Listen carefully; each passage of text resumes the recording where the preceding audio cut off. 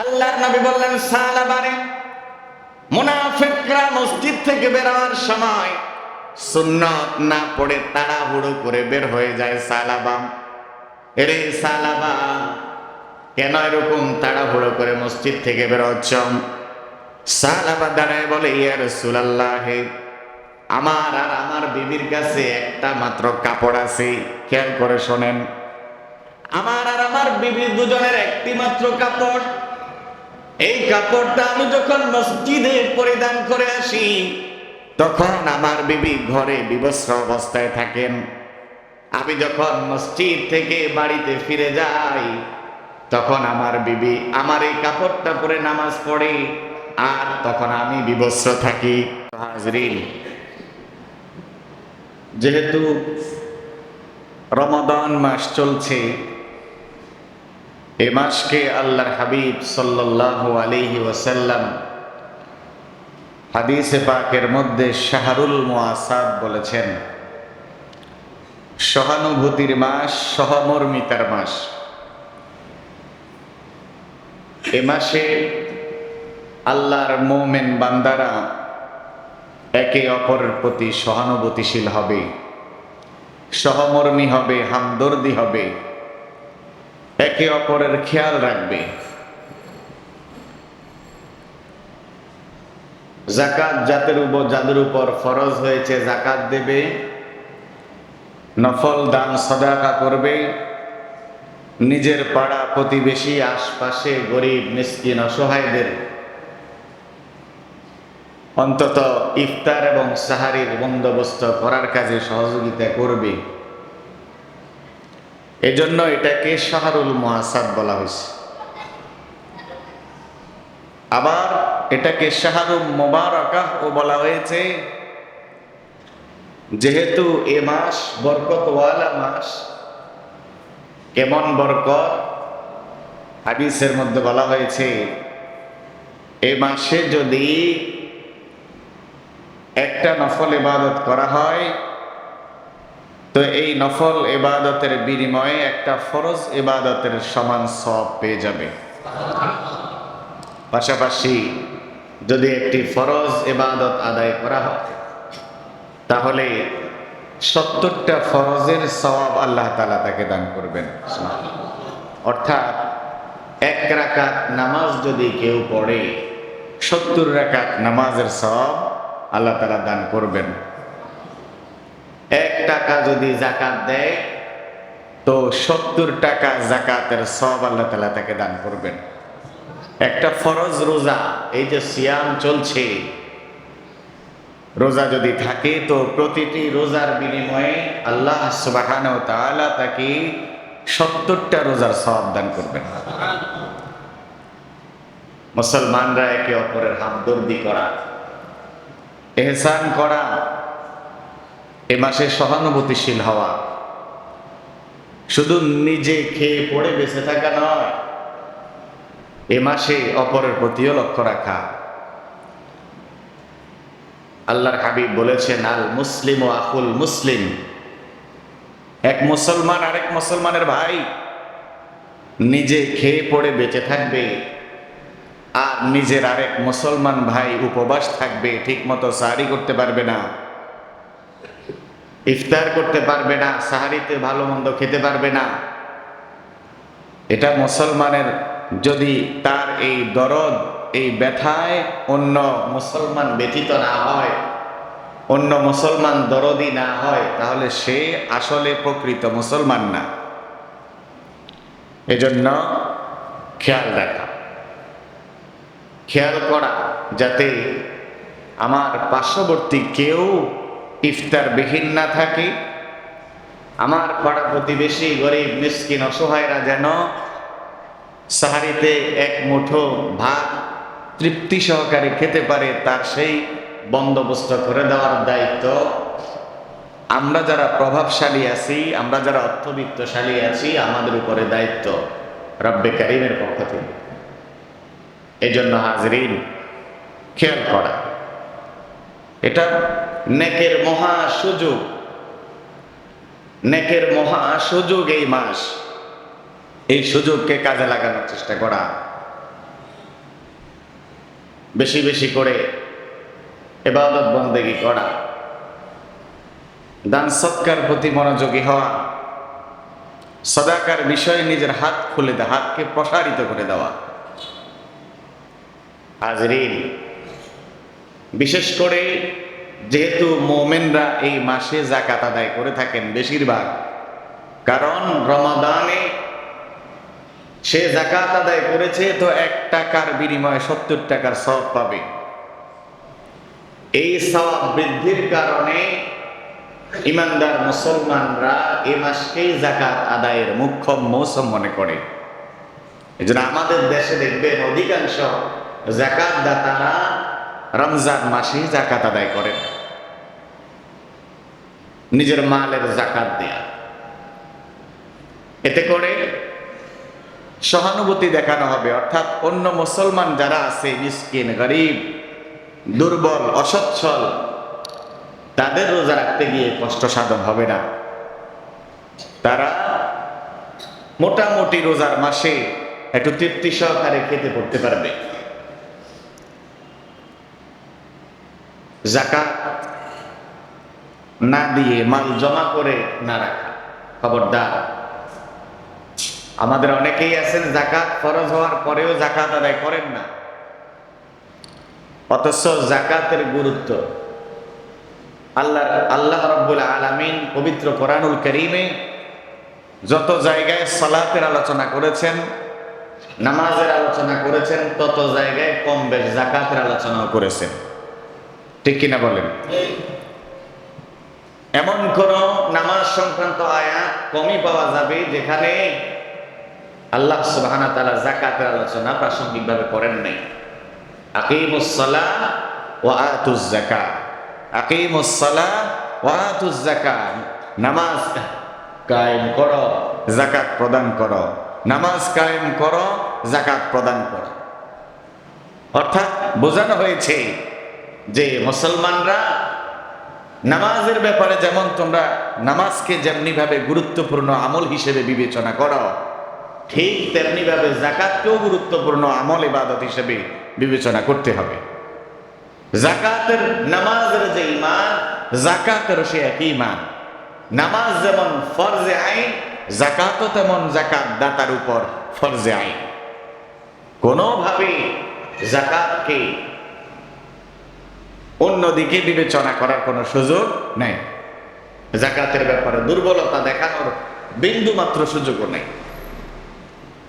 আল্লাহ হাবিব সাল্লাল্লাহু আলাইহি ওয়াসাল্লাম জীবনের আখেরি মুহূর্তে সাহাবায়ে কেরামকে বারবার এই কথাগুলো বলে যাচ্ছিলেন, আস-সালাতু ওয়াজ-যাকাত ওয়া মা মালাকাত আইমানুকুম, আস-সালাতু ওয়াজ-যাকাত ওয়া মা মালাকাত আইমানুকুম। হে আমার উম্মতেরা, নামাজ পড়ো, যাকাত দাও, আর অধীনস্থদের হক আদায় করো। আল্লাহ রাসূল এই কথাগুলো বারবার বলছিলেন।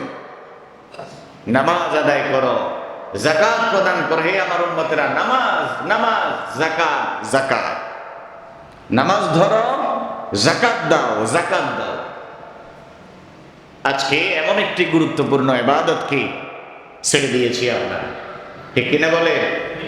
কত পার্সেন্ট ধনী আছে যারা নিজেদের উপর অর্পিত এই দায়িত্ব পালন করেন? কত পার্সেন্ট আছেন যাকাত দেন? মাল কমে যাওয়ার ভয়, সম্পদ কমে যাওয়ার ভয়ে লক্ষ লক্ষ টাকার যাকাত দেওয়া থেকে বিরত থাকেন। অথচ যাকাত যদি না দেওয়া হয় তাহলে তার ওই মাল ধ্বংস হয়ে যাবে বলে ঘোষণা রাসূল করিম সাল্লাল্লাহু আলাইহি সাল্লাম নিজেই দিয়েছেন। তার এই মালের বরকত হবে না। আপনারা দেখেন না, বড় বড় কোম্পানি হঠাৎ আগুন লেগে সব শেষ, আছে না নাই? হঠাৎ দুর্ঘটনা লেগে সব শেষ। পুরা বছরে যা ইনকাম করেছে ঘন্টার মধ্যে রব্বে কারীম সব ধূলিসাৎ করে দিয়েছেন। এরকম নজির বাংলাদেশে আছে না নাই? এটা একমাত্র কারণ হলো আল্লাহর এই বান্দা আল্লাহর দেওয়া প্রদত্ত এই শাশ্বত বিধান যাকাতের উপর আমল করে নাই, যাকাত দেয় নাই।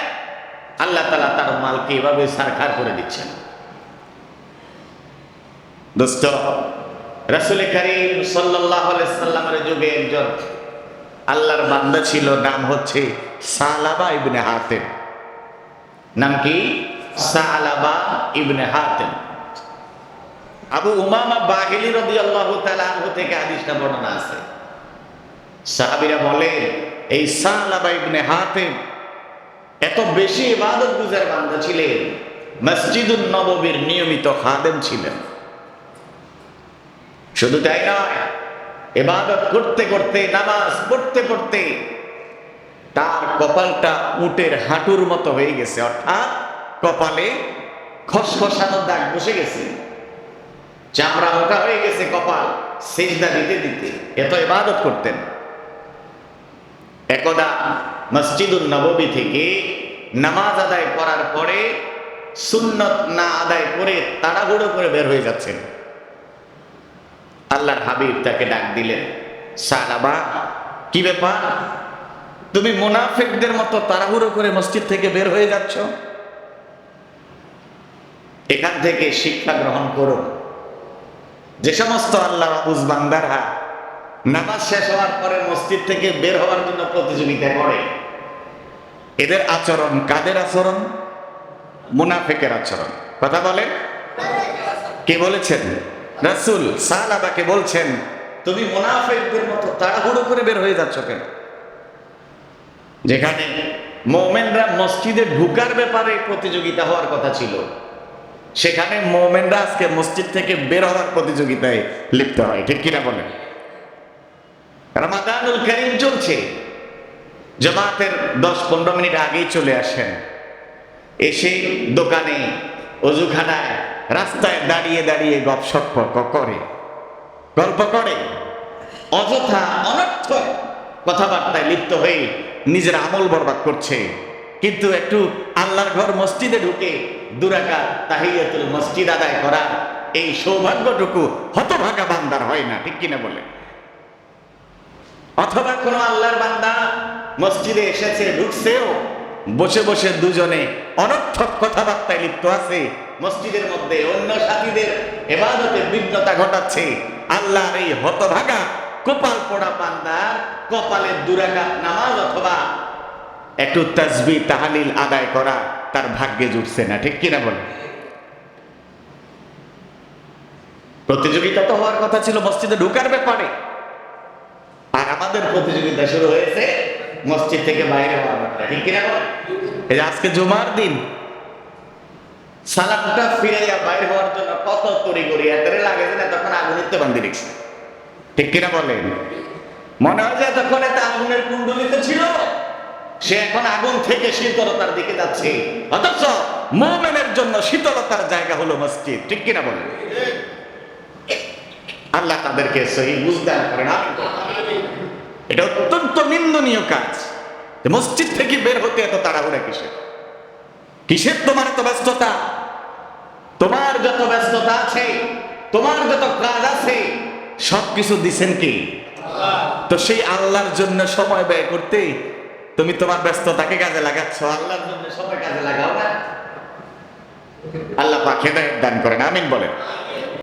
আল্লাহর নবী বললেন, সালাবারে, মুনাফিকরা মসজিদ থেকে বের হওয়ার সময় সুন্নত না পড়ে তাড়াহুড়ো করে বের হয়ে যায়। সালাবাম, এরে সালাবা, কেন এরকম তাড়াহুড়ো করে মসজিদ থেকে বের হচ্ছ? সালাবা দাঁড়ায় বলে, ইয়া রাসূলুল্লাহ, আমার আর আমার বিবির কাছে একটা মাত্র কাপড় আছে। খেয়াল করে শোনেন, আমার আর আমার বিবির দুজনের একটি মাত্র কাপড়। এই কাপড়টা আমি যখন মসজিদে পরিধান করে আসি, তখন আমার বিবি ঘরে বিবস্ত্র অবস্থায় থাকেন। আমি যখন মসজিদ থেকে বাড়িতে ফিরে যাই, তখন আমার বিবি আমার এই কাপড়টা পরে নামাজ পড়ে, আর তখন আমি বিবস্ত্র থাকি। ইয়া রাসূলুল্লাহ, এজন্য আমি নামাজ আদায় করে তাড়াহুড়ো করে বের হয়ে যাচ্ছিলাম, কারণ আমার বিবি এখনো নামাজ পড়ে নাই। আমি যখন ঘরে ফিরে যাব, আর আমার গায়ের কাপড়টা বিবিকে খুলে দেব, আমার এই কাপড় পরিধান করে আমার বিবিও নামাজ আদায় করবে। আমার মুসলমান খেয়াল করে শুনুন, কত হতভাগা আমরা। আজকে সামান্য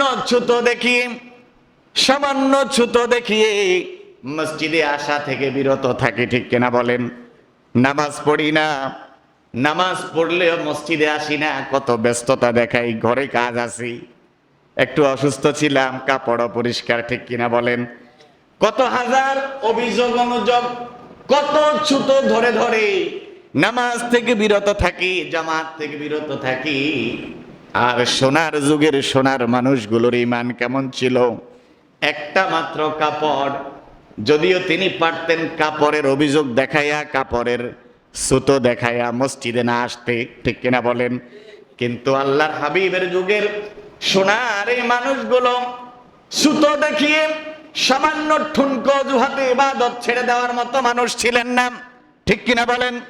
এজন্য সালাবা ইবনে হাতিব একটি মাত্র কাপড়, এরপরেও জামাত ছাড়েন না, প্রয়োজনে স্ত্রীকে ঘরে বিবস্ত্র অবস্থায় রেখে আসেন, জামাতে নামাজ পড়ে তারপর স্ত্রীকে সেই কাপড় দেন, স্ত্রী সেই কাপড় পরে নামাজ পড়েন, কিন্তু জামাত ছাড়েন না।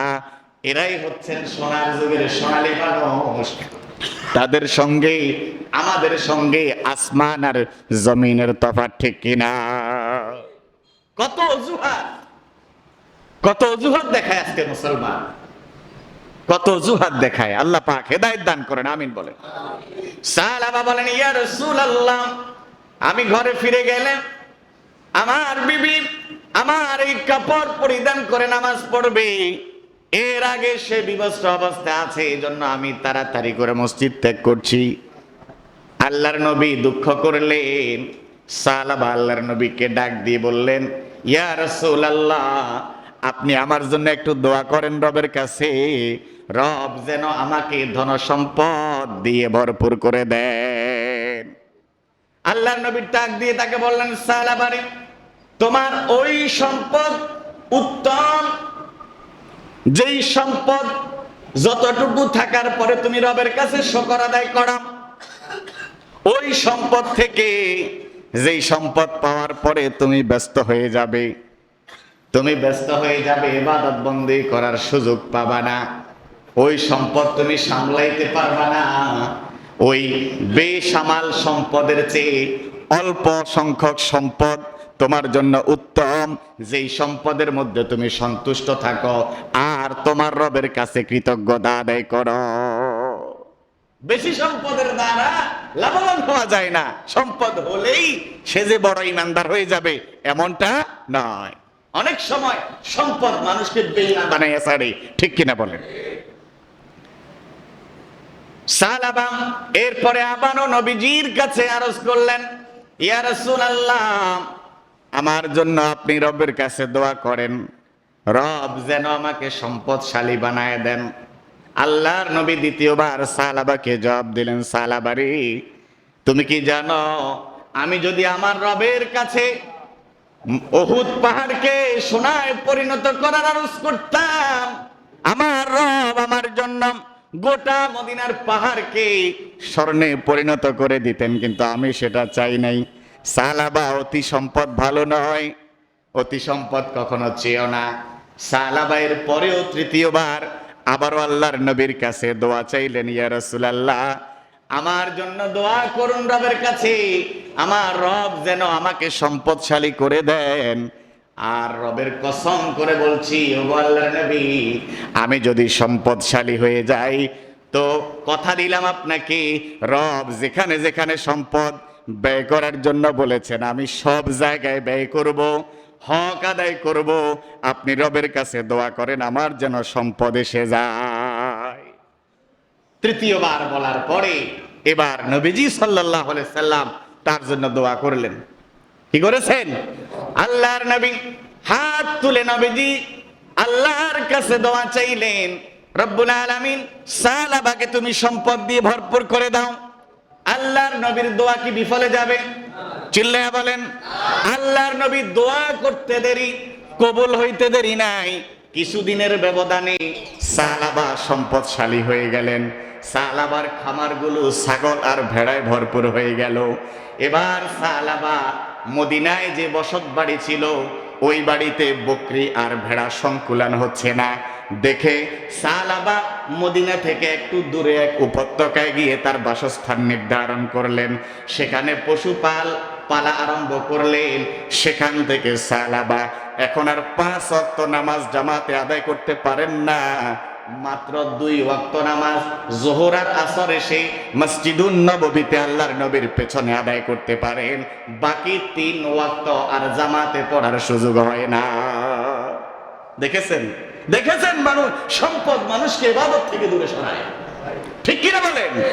আমার বন্ধুগণ খেয়াল করে শোনেন। এবার সালাবা আরো কিছুদিন যাওয়ার পরে তার সম্পদ আরো বৃদ্ধি পেল, বকরি ভেড়ার পাল আরো বেশি বেড়ে গেল। যেই জায়গায় গেছে ওই জায়গায় ও সংকুলান হচ্ছে না। হাদিসের মধ্যে আসছে এবার সালাবা আরেকটু মরুভূমির দিকে চলে গেল, যা সেখানে বসত বাড়ি বানালো। বানানোর পরে সেখান থেকে সালাবা এবার 2 ওয়াক্ত দূরের কথা 1 ওয়াক্তেও আসতে পারে না। মসজিদুন নববীতে জামাতে নামাজ পড়ার সালাবার সুযোগ হয় না, মাত্র জুমার দিন আসে, সপ্তাহে 1 দিন এসে আল্লাহর নবীর পেছনে জুমার নামাজ আদায় করে চলে যায়। গোটা সপ্তাহ সালাবা মসজিদে আসার সুযোগ হয় না, ব্যস্ততার কারণে, ঠিক কিনা বলেন? আমার বন্ধুগণ কিছুদিন পরে সালাবার মাল আরো বেড়ে গেছে, আরো বেড়ে গেছে।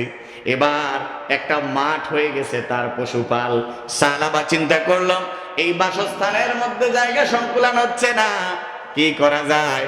এবার মদিনা থেকে আরো অদূরে মাইলকে মাইল দূরে গিয়ে বিশাল মরুভূমির মধ্যে সালাবা বাসস্থান বানিয়েছে। এবার সেখান থেকে সালাবা দৈনন্দিন নামাজ তো দূরের কথা, সপ্তাহে জুমার নামাজও আসতে পারে না, সপ্তাহে জুমার নামাজও জামাতে আসতে পারে না। সম্পদের ভেজালে ব্যস্ততায় পড়ে সালাবা জুমার জামাত থেকেও মারুম হয়ে যায়। আমার বন্ধুগণ কিছুদিন পরে রব্বুল আলামিন যাকাতের বিধান নাযিল করেছেন। যাকাতের বিধান নাযিল হলে আল্লাহর নবী 2 জন ব্যক্তিকে সালাবার কাছে পাঠালেন। সালাবার কাছে পাঠালেন, যাও সালাবার কাছে যাও আর তাকে বলো রব্বুল আলামিন যাকাতের বিধান নাযিল করেছে, সালাবা যেন তার সম্পদের যাকাত আদায় করে। 2 জন সাহাবী সালাবার কাছে গেছেন, বলা যাইয়া বিস্তারিত নবীজির এই বিষয়টা তুলে ধরেছেন যে নবীজি আমাদেরকে পাঠিয়েছেন তোমার সম্পদ থেকে যাকাত আদায় করার জন্য। সালাবা উত্তরে বলে, হায় হায় কি হতভাগা, কি হতভাগা। সালাবা উত্তরে বলে যে এটা তো করের মতো, ট্যাক্সের মতো, কিসের যাকাত? ঠিক আছে আজকে যান, আজকে আমি দিতে পারবো না, চিন্তা ভাবনা করে দেখি পরে দেয়া যায় কিনা। নাউজুবিল্লাহ, জোরে বলেন না নাউজুবিল্লাহ। সম্পদ মানুষকে কত অন্ধ করে দেয়। চিন্তা করেছেন একবার, যেই আল্লাহর বান্দা মসজিদুন নববীর দৈনন্দিন খাদেম ছিলেন, জামাতে ছাড়া একটা কাপড় স্ত্রীকে উলঙ্গ রেখে নিজে মসজিদে এসে নামাজ পড়তেন জামাতে, তারপরেও জামাত ছাড়তেন না, কপালে দাগ পড়ে গেছে। সেই আল্লাহর বান্দা আল্লাহর নবীর হুকুমকে অমান্য করে বলছে এটা তো ট্যাক্সের মতো, ট্যাক্স ছাড়া কিছু না, এটা সাদা। নাউজুবিল্লাহ বলে। সাহাবীরা জনজন ফিরে আসলেন, আল্লাহর নবীর কাছে বৃত্তান্ত খুলে বললেন। আল্লাহর নবী দুঃখিত হলেন, ভারাক্রান্ত হলেন, সালাবার জন্য আফসোস করলেন, আফসোস। আর সালাবার জানি কি হয়ে গেল। এরপরে আল্লাহ রাব্বুল আলামিন একদা সালাবার বিষয়ে আয়াত নাযিল করলেন। কোরআনে কারীমের মধ্যে আল্লাহ রাব্বুল আলামিন বলেছেন, ওয়ামিনহুম মান আহাদাল্লাহ লাইন আতানা মিন ফাদলিহি লানাসাদ্দাকান্না ওয়া লানাকুনান্না মিনাস সালিহিন। আয়াত নাযিল হয়ে গেছে সালাবার ব্যাপারে। আল্লাহ রাব্বুল আলামিন বলেন, ওয়ামিনহুম মান আহাদাল্লাহ, তাদের মধ্যে কেউ কেউ আছে যারা নিজের আল্লাহর সঙ্গে ওয়াদা করেছে। কি করেছে? আল্লাহর সঙ্গে ওয়াদা করেছে। কি ওয়াদা? লাইন আতানা মিন ফাদলিহি, আল্লাহ যদি আমাদেরকে অনুগ্রহ দান করেন, অর্থাৎ ধন সম্পদ দান করেন, কি করেন? ধন সম্পদ দান করেন, লারা সাদদাকান্না, তবে অবশ্যই আমি সাদকা করব, দান করব। এরপরে ওয়ালানাকুনান্না মিনাস সালিহিন, এবং সৎ কর্মশীলদের অন্তর্ভুক্ত হব, নেককারদের অন্তর্ভুক্ত হব। আল্লাহ যদি আমাকে ধন সম্পদ দান করেন তো যাকাত দেব, আর সালেহীন বান্দাদের অন্তর্ভুক্ত হব। তারা আল্লাহর সঙ্গে ওয়াদা করেছে। কে ওয়াদা করেছিল? সালাবা। রাসূলের কাছে কি ওয়াদা করে নাই? ও আল্লাহ রাসূল, আমি কসম করে বলছি, আল্লাহ যদি আমাকে সম্পদ দান করেন তো আমি আল্লাহর রাস্তায় ব্যয় করব, মানুষের হক আদায় করব। ওয়াদা করে নাই? আল্লাহ তাআলা আয়াত নাযিল করে দিলেন। আল্লাহর নবী সালাবার ব্যাপারে আবারও দুঃখ প্রকাশ করলেন, কষ্ট পেলেন। যেই বৈঠকে আল্লাহর নবী এই আয়াত নিয়ে আলোচনা করছিলেন, যেই বৈঠকে এই আয়াত জিবরিল আমিন নাজিল করে এনেছেন, সেই বৈঠকে সালাবার একজন আত্মীয় উপস্থিত ছিলেন। ওই আত্মীয় ওই দিন রাসূলের ভারাক্রান্ত হৃদয় দেখে আর আসমানি এই ঘোষণা শোনার পরে সালাবার কাছে গিয়ে বিষয়টা খুলে বলেছে, সালাবারে, তুমি এত হতভাগা কিভাবে হতে পারলে? এত কপাল পোড়া কিভাবে হতে পারলে? রাসূলুল্লাহর হুকুমকে অমান্য করেছ। আল্লাহ রাব্বুল আলামিন তোমার ব্যাপারে এই আয়াত নাজিল করেছে, আমি নিজ কানে রাসূলের মুখে শুনে এসেছি। এবার সালাবার মধ্যে একটু দুঃখ কষ্ট, এই বিষয়টা বুঝে আসছে, একটু অনুশোচনা আসছে। সালাবা দৌড়ে গেছে আল্লাহর হাবিবের কাছে, যা বলতেছে, ইয়া রাসূলুল্লাহ, আমি আমার সম্পদের যাকাত দিব, আমার সম্পদের যাকাত আপনি গ্রহণ করুন। আল্লাহর নবী সাফ নিষেধ করে দিলেন, সালাবা, আমার রব, আমার আল্লাহ তোমার থেকে সদকা গ্রহণ করার ব্যাপারে আমাকে নিষেধ করেছেন, তোমার সম্পদের যাকাত আর গ্রহণ করা হবে না। চিন্তা করছেন কত হতভাগা, কত হতভাগা চিন্তা করেছে। এরকম একজন দুইজন নয়, হাজার হাজার হতভাগা আমাদের সমাজে আছে না নাই? কথা কয় না? এক সময় খেতে পায় নাই, পড়তে পারে নাই, শোয়ার জন্য একটা ভাঙা ঘরের ব্যবস্থা ছিল না। রব্বুল আলামিন লক্ষ কোটি টাকার মালিক বানায় দিয়েছেন, ঠিক কিনা বলেন? কিন্তু টাকার মালিক হওয়ার পরে সে তার অতীত ভুলে গেছে, ঠিক কিনা বলেন? অতীত ভুলে গেছে, এখন নিজেকে তালুকদার মনে হয়। ভাবুরে খাবার তালুকদার বাড়ির কথা কইয়েন না, তালুকদার মানে নিজের দামি মনে হইতেছে আর কি। এখন নিজেকে অনেক বড় কিছু মনে হয়। অতীতের কথা কেউ বলতে গেলে এটাকে উপেক্ষা করে, ঠিক কিনা বলেন? অহংকার দেখায়, ক্ষমতা প্রদর্শন করে, অথচ সে অতীতে একবেলা উপোস ছিল, একবেলা খাইছে, 3 বেলা উপোস ছিল, ঠিক কিনা বলেন? ভালো পড়ার মতো কাপড় ছিল না, শোয়ার মতো ঘর ছিল না। আজকে রব তার উপর অনুগ্রহ করেছেন বিদায় কোটি কোটি টাকার সম্পদের মালিক হয়েছে, ঠিক কিনা বলেন? যাকাত তো যাকাত গ্রহীতাদের কাছে পৌঁছে দেয় না, উপরন্তু যারা তার দরবারে যাকাতের জন্য যায় তাদেরকে অপমান অপদস্থ করে বের করে দেয়। এরকম হতভাগা আমাদের দেশে আছে না? না, মাইকিং করে, কি করে? মাইকিং করে, সিরিয়াল ধরায় যাকাত দেওয়ার জন্য। নাউজুবিল্লাহ বলেন। অহংকারী, দাম্ভিক কোথাকার, বন্ধুর অহংকার একজনের জন্য সাজেন, তিনি কে? চিল্লায় বলতে হবে কে? তুমি কি অহংকার কর? তুমি তো ফকিন্নির ছেলে, ফকিন্নি ছিলা। রব্বে কারীম তোমাকে ধনী বানিয়েছেন, রব্বে কারীম তোমাকে সম্পদ দিয়েছেন। সম্পদ পেয়ে আজকে নিজের অতীত ভুলে গেছো, অকৃতজ্ঞ। এই অকৃতজ্ঞতার ফল তোমাকে পেতেই হবে, ঠিক কিনা বলেন? দুনিয়াতেও পাওয়া লাগবে, আখিরাতেও পাওয়া লাগবে, ঠিক কিনা বলেন? সাহাবা আল্লাহর নবীর দরবারে বসে যখন আল্লাহর নবীর কাছ থেকে নিষেধাজ্ঞা পেলেন, আল্লাহর নবী বললেন, তোমার যাকাত গ্রহণ করার জন্য আমাকে আমার রব নিষেধ করেছেন, আমি পারবো না গ্রহণ করতে। সাহাবা হাতের কাছ থেকে ধুলো নিয়ে নিজের মাথায় মারতেছে আর আফসোস করতেছে, কিন্তু আফসোস করে আর এখন লাভ নাই। যিনি নিষেধ করেছেন তিনি কে? চিল্লায়া বলে। ফিরে গেছে। কিছুদিন পরে রাসূলের ইন্তেকাল হয়ে গেছে, রাসূলের ওফাত হয়ে গেছে। হযরতে আবু বকর সিদ্দিক আমিরুল মুমিনিন হলেন, রাষ্ট্রনায়ক। সাহাবা আবু বকরের দরবারে আসলেন, এসে বলল, আমিরুল মুমিনিন, আপনি আমার সম্পদের যাকাত গ্রহণ করুন, আবেদন করছি আমি।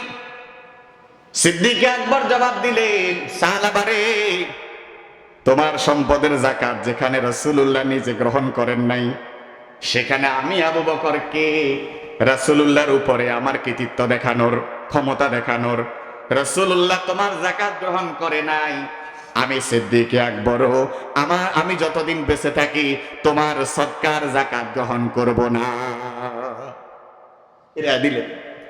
হযরত ওমর যখন ক্ষমতায় আসলেন, রাষ্ট্রনায়ক, সাহাবায়ে ওমরের দরবারেও আসলেন, এসে বলতেছেন, ইয়া আমিরুল মুমিনিন, ওগো আমিরুল মুমিনিন, আমার যাকাতের, আমার সম্পদের যাকাত গ্রহণ করার আবেদন করছি, আমার যাকাতগুলো আপনি একটু গ্রহণ করেন।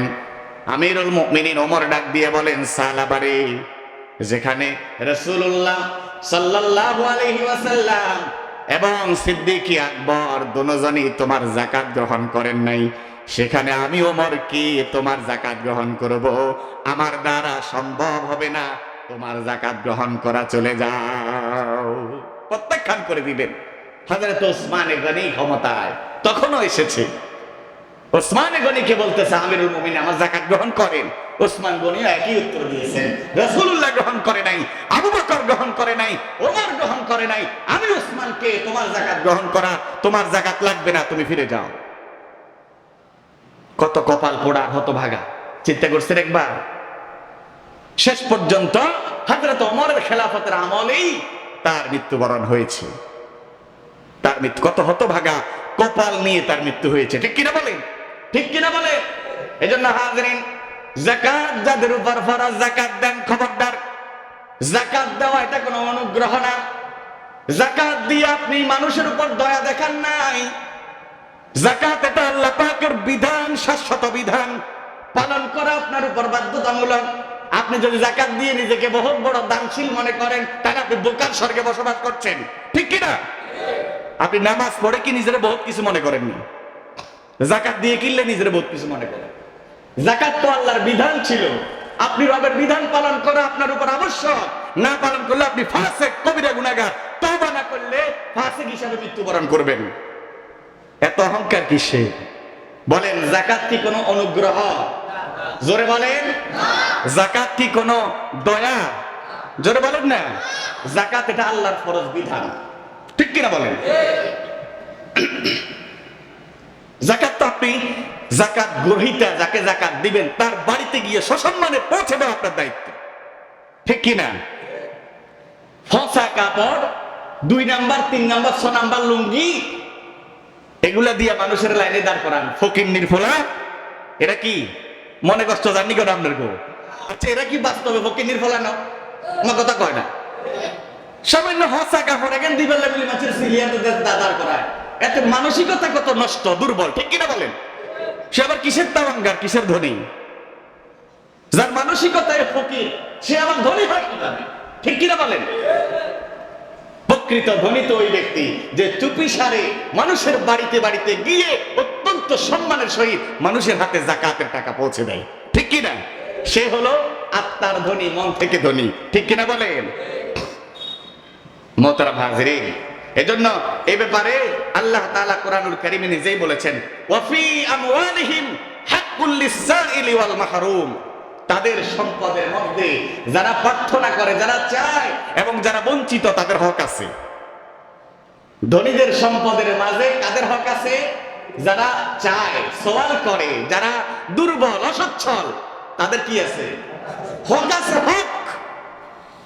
কারো অধিকার আদায় করা, কারো হক আদায় করা, এটা কি দয়া বলে? এটার কথা কয় না কি ভাই? বাংলাদেশ সরকারের কাছে আমরা যদি কোনো দাবি চাই, জনগণ হিসেবে আমরা কোনো অধিকার আদায়ের আন্দোলনে নামি, আর সরকার যদি আমাদের সেই অধিকার বাস্তবায়ন করে দেয়, তো সরকার কি এটা আমাদের উপর দয়া করছে না আমাদের অধিকার বাস্তবায়ন করছে? কোথায় বলেন?